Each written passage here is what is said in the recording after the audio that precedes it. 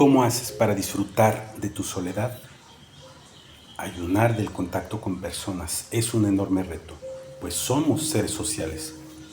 Tristemente, muchas personas viven su soledad de una manera negativa. Un hecho real es que todos estamos solos. Que no nos demos cuenta solo significa eso, que somos inconscientes de nuestra soledad. La realidad más fácilmente comprobable es que nacemos solos y vivimos solos.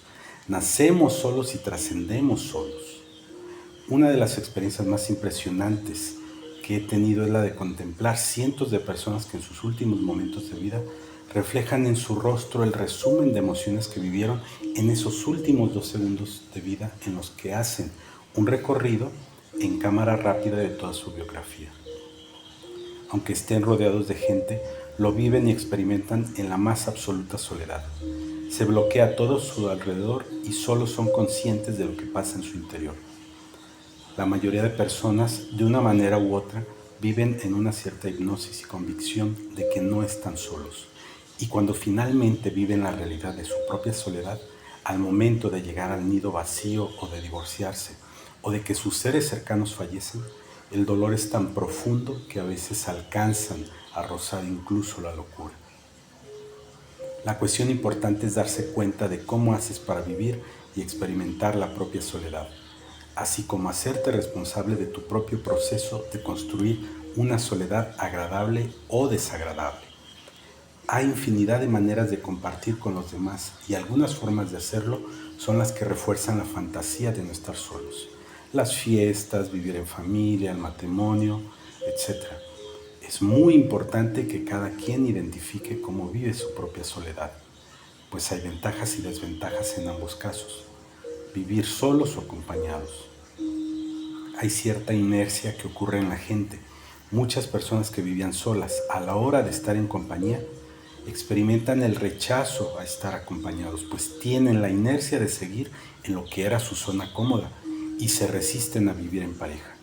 De igual manera, hay personas que vivían en pareja y a la hora de quedar solas viven la inercia y tienden a sentirse mal por estar solos y tratan incluso de volver atrás, tratan de regresar a su zona cómoda, a estar otra vez en pareja. Así ocurre que la gente tiende a mantenerse haciendo lo mismo, por esa inercia de seguir viviendo solos o seguir viviendo acompañados. Entonces es muy importante que cada quien se haga responsable de su propia manera de estar en el mundo, ya sea en soledad o en pareja, sin estar responsabilizando a los demás o al mundo de tal situación.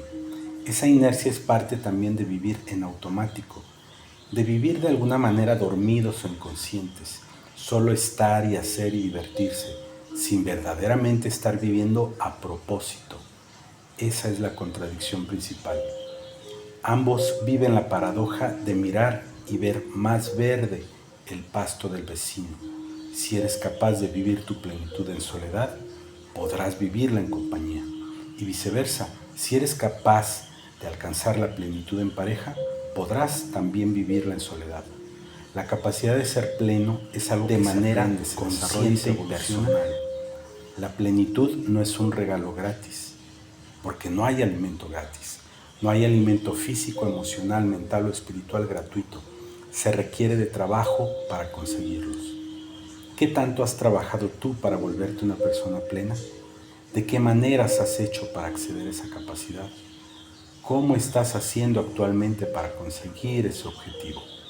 Aprender a vivirse en soledad también tiene que ver con ser mi propio padre y mi propia madre, ser autoparental, aprender a cuidar de sí mismo. Todos vivimos el llamado camino del héroe al enfrentarnos con nuestra soledad, pues es una oportunidad para enfrentar nuestros propios demonios, nuestra propia sombra. Hay muchas actividades que nos pueden ayudar a lograrlo, entre otras el arte terapia, hacer un proceso de psicoterapia, el deporte, desarrollar proyectos de realización personal, meditación, mindfulness, yoga, ejercicios de integración mente-cuerpo, tai chi, etc. ¿Cómo se puede aprender a vivir solo? A través de socializar tanto como a lograr vivir alejado de los demás. Lo importante es darse cuenta cómo lo haces, es darte cuenta cómo haces ambas cosas, pues la soledad es también un espacio de crecimiento, es un espacio de recuperación. La soledad puede ser una pausa en medio del caos de las multitudes, en medio de una vida agitada y estresante.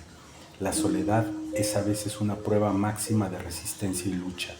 Es también equilibrio, armonía y privilegio.